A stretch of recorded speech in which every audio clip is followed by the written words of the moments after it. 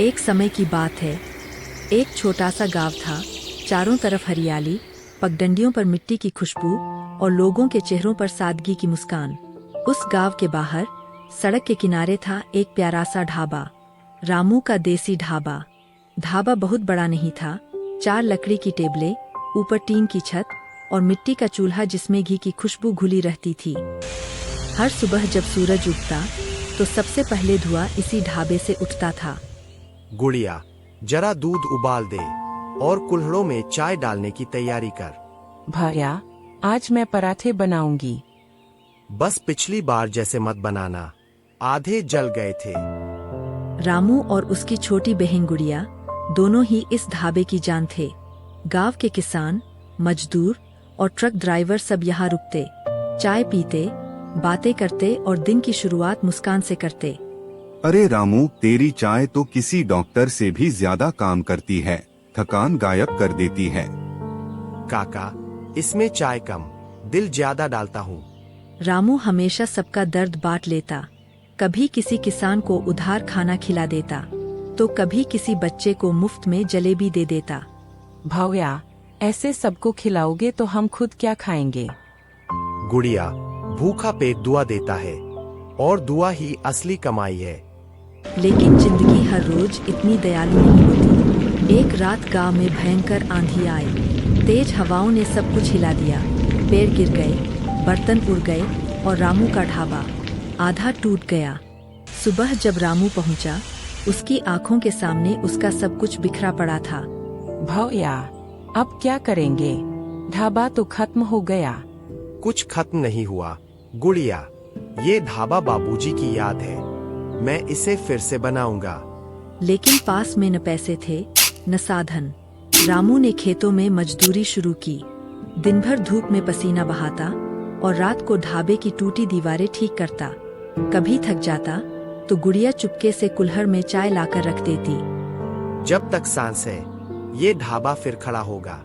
एक दिन गांव से एक ट्रक गुजरा। ट्रक ड्राइवर था अर्जुन, जो पहले भी रामू के ढाबे पर रुक चुका था। जब उसने ढाबा टूटा देखा तो तुरंत रुक गया। अरे रामू भाई, ये क्या हाल बना रखा है? क्या बताऊं भैया, तूफान में सब उड़ गया। अब जितना बन सके खुद बना रहा हूँ। तू चिंता मत कर, मैं अगले हफ्ते लौटूंगा और मदद करूंगा, वादा है। रामू को लगा ये बस दिलासा है, लेकिन एक हफ्ते बाद अर्जुन सच में लौटा। ले भाई, तेरे ढाबे के लिए टीन की छत, लकड़ी और कुछ सामान लाया हूँ। भैया, इतना सब क्यों? तेरे हाथ की दाल में माँ का स्वाद है। इस ढाबे को मिटने नहीं दूंगा।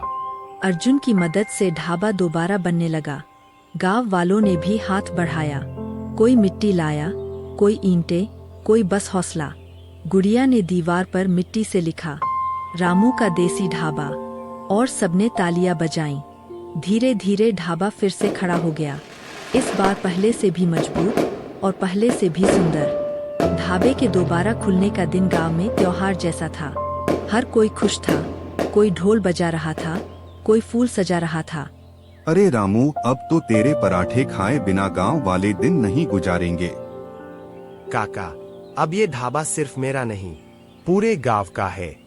उस दिन ढाबे में चाय, पराठे और दाल की महक के साथ फैल रही थी।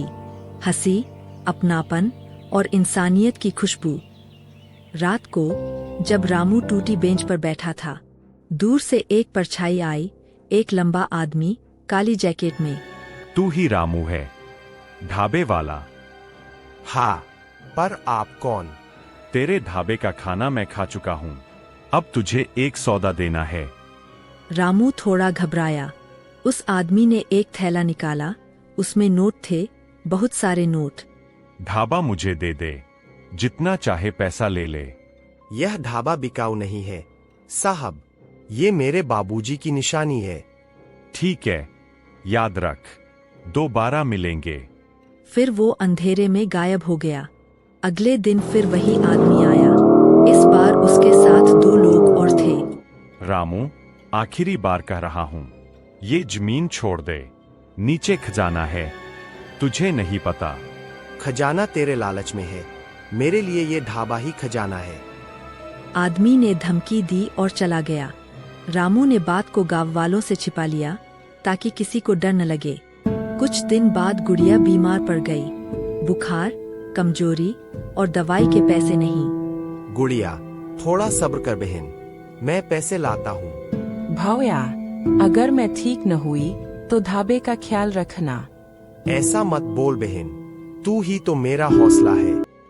एक रात जब रामू ढाबे में सो रहा था, अचानक धुआं उठा, आग लग गई।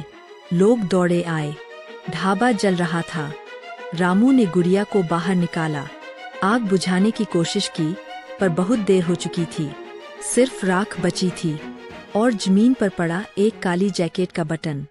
रामू ने ठान लिया, अब वो उस आदमी को ढूंढ कर रहेगा। कई दिनों तक पूछताछ की, हर ट्रक ड्राइवर से बात की।